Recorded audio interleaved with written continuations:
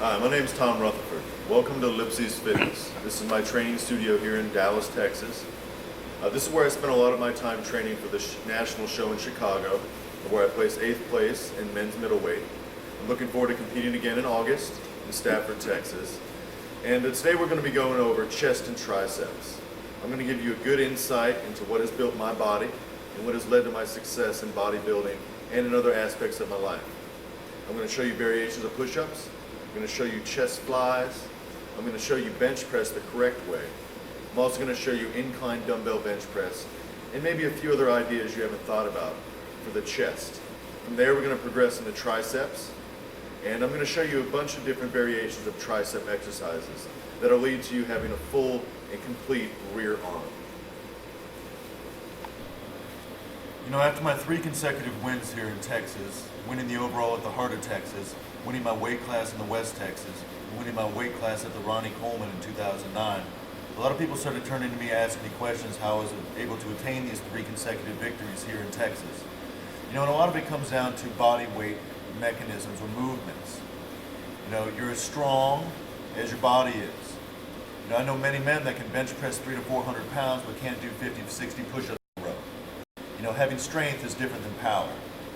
Using your body weight in these different variations of push-ups, which I'm going to show you, will allow your muscles to grow in a different manner. By widening your hands, by adjusting your hands and adjusting your body, you will have a different inflection on the muscle fiber. I do my push-ups with my knuckles down. You can see I have small wrists. That's been a problem of mine since I've been lifting. So I always do knuckles down push-ups. You might prefer to have your hands flat, whatever is most comfortable for you and gives you the most balance. Standard push-up. Back's flat, look forward. You drop in about 1 inch from the ground, do not touch the ground. You exhale when you exert force, meaning you exhale when you push up. Inhale when you go down.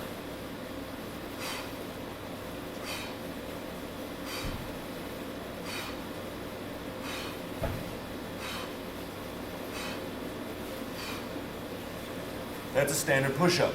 That works the center of your chest.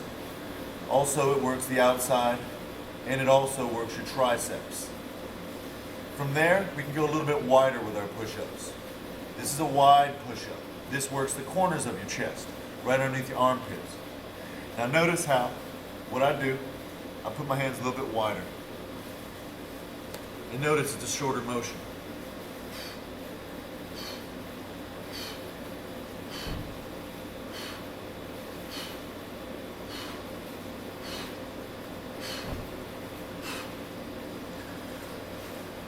From there, you can move your hands forward. This is going to work the top part of your chest.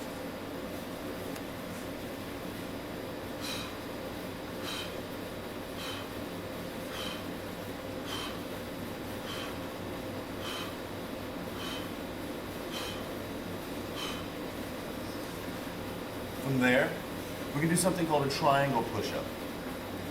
Now notice when you're doing a triangle push-up, your hands do not actually have to make a triangle, but you want them to come to the center of your chest when you're doing this. This will work the center of your chest as well as more of your triceps. Note where my hands are.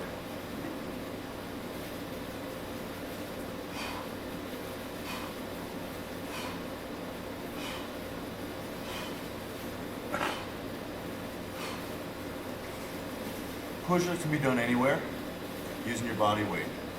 They're a very effective motion for not just contouring your chest, but allowing you to gain strength.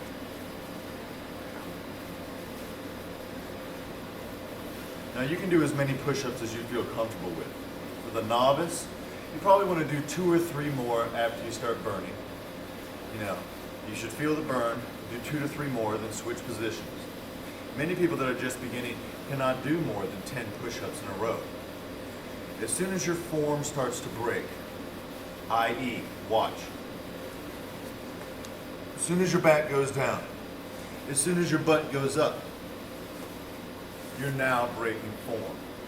When you break form, you need to stop, take yourself a 10 to 20 second rest, and continue on with your sets. For the novice, maybe do 5 of each of those push-ups in a row. Intermediate, maybe do 10 to 15 of each of those in a row.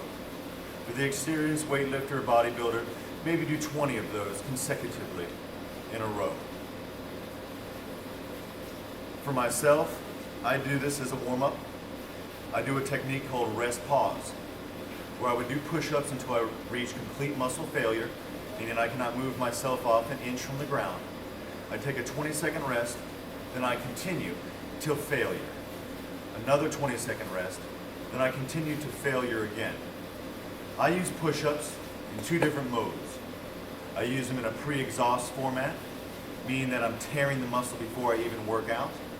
And I use them in a burnout format, meaning when I'm done with my workout, I do as many push-ups as I possibly can to make sure the muscle is completely broken down. From here, we're going to move on to bench press with the barbell. The difference between barbell and dumbbell is that the barbell allows you to use less stabilizing muscles. It allows you to gain more power. Now, there's a right and a wrong way to do bench press. If you've ever seen people walking around like this at the gym with no chest, but big old arms, that means that they're doing the bench press wrong. They're probably doing it too close. So what I'm going to do is I'm going to show you different variations of the bench press with the barbell. Now we're here at the barbell bench press. Now, repetition. A lot of people say you want to get bigger, lift heavier weight, less repetition. Along with heavier weight comes more risk of injury. You know, bodybuilding and weightlifting is a marathon, not a sprint. I've known many men to come into the gym within 3 weeks, try to put incredible weight on the barbell and get injured, their shoulder primarily. As a beginner, you don't really want to press over your body weight. For many of us, even pressing the bar 12 to 15 times is difficult in the beginning. You want to go up in 10-pound increments or 5-pound increments on the barbell till you can press at least 12. You do not want to up the weight until you can press it 12 times with good form. On this bar here, we got these Cadillacs, 45-pound weights, we call them Cadillacs, or training wheels. I got these training wheels on here, and I'm going to show you how I bench press to get the most effectiveness out of this exercise. Note the width of my arms. The wider you go, the more of your chest it works. The closer you go, the more of your triceps it works. You remember me alluding to the guys walking around in the gym like this, with no chest but big arms? That's because they bench press too close. They're using their arms, they're not focusing in on their chest or their pectoral muscles. For me, I press with good form. Speed of the repetition. How fast do you press it? For the beginner, 1, 2, 3 down, 1, 2, 3 up, with a 1-second pause in between. You want to be in control of the weight at all times. You don't want to let the weight fall. When the weight is coming down towards you, that's called the negative of the exercise. The negative is where you build a lot of muscle, and you're also a lot stronger during the negative of the repetition. Feet are flat on the ground. Many times you'll see people in the gym like this. That's okay, but that relies a lot on your core. I would not suggest that for the beginner or the novice in bodybuilding or weightlifting. Keep your feet flat, your butt and your shoulders are in contact with the bench at all times. You should have a crease in between your lower back. Watch my hand. See how I can fit my hand underneath my lower back? That is proper form. You want to be 2 to 3 inches outside of your shoulders to use your chest, not your triceps. The correct way to grip the bar is to wrap your thumb around the bar. Many people in the gym do monkey grip, where they're gripping with their thumb around. I have wrist problems, so many times I use monkey grip. When I go up in weight, I'll use the proper grip around the bar. note my breathing. You're exhaling when you push up, inhaling when you come down.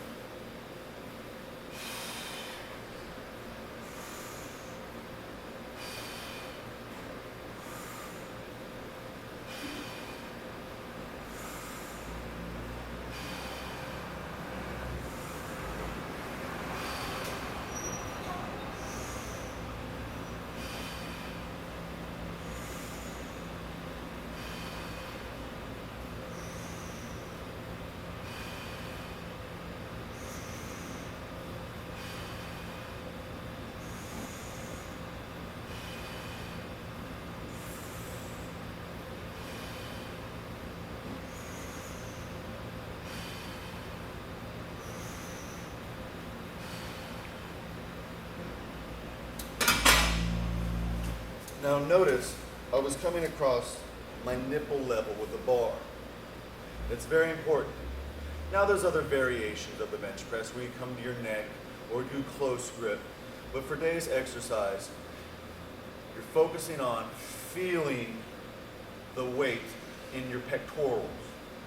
Mind-muscle connection. You're not just going through the motions. That'll lead to injury and you being less of what you can become in the weight room.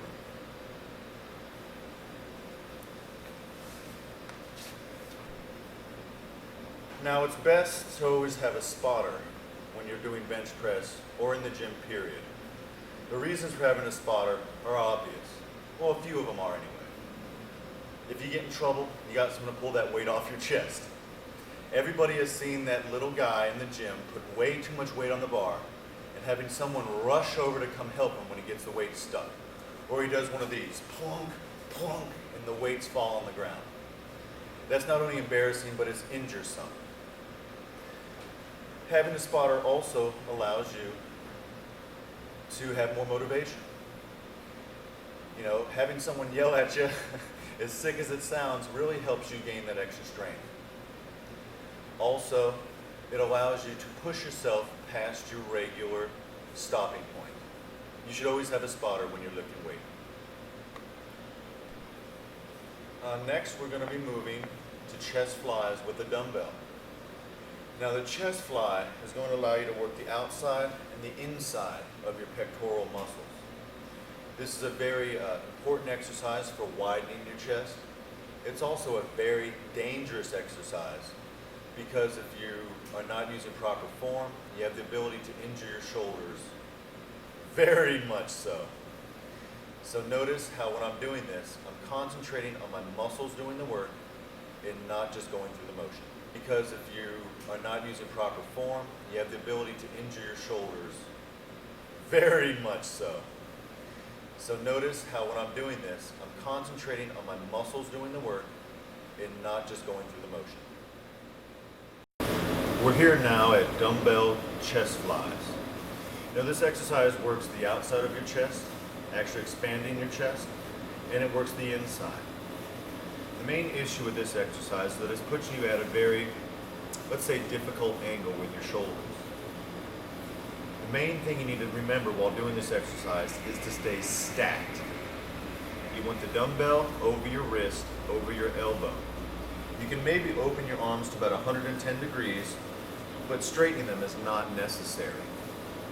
Some people do straighten their arms to get more of a pull on their chest, but along with that comes the higher risk for injury. The main thing with this exercise is mind-muscle connection. You must feel every inch of this motion in your chest. Concentrate on your chest doing the work, not your triceps.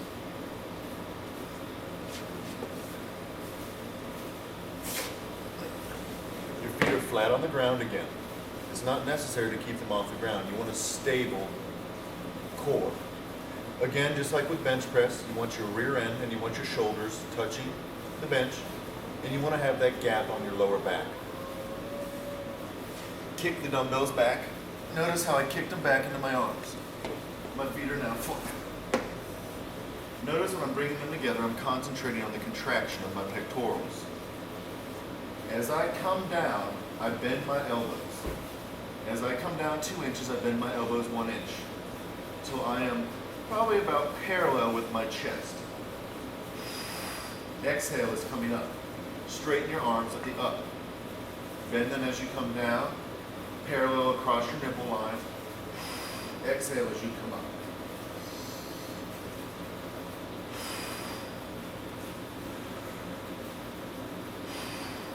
Notice how I'm enjoying the negative of the repetition.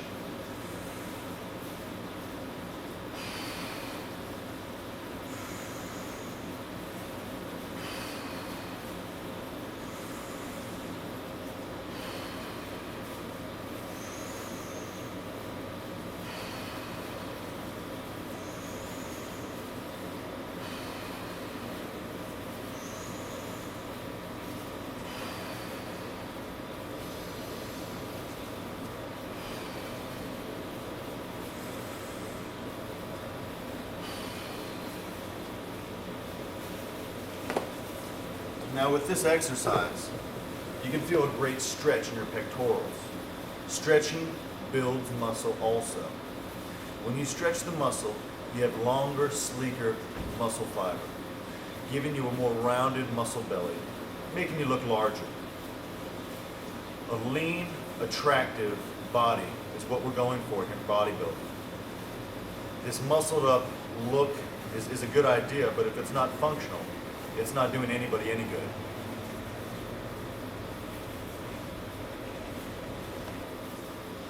This next exercise that we're moving into is called Incline Dumbbell Bench Press. Now, incline works your upper chest.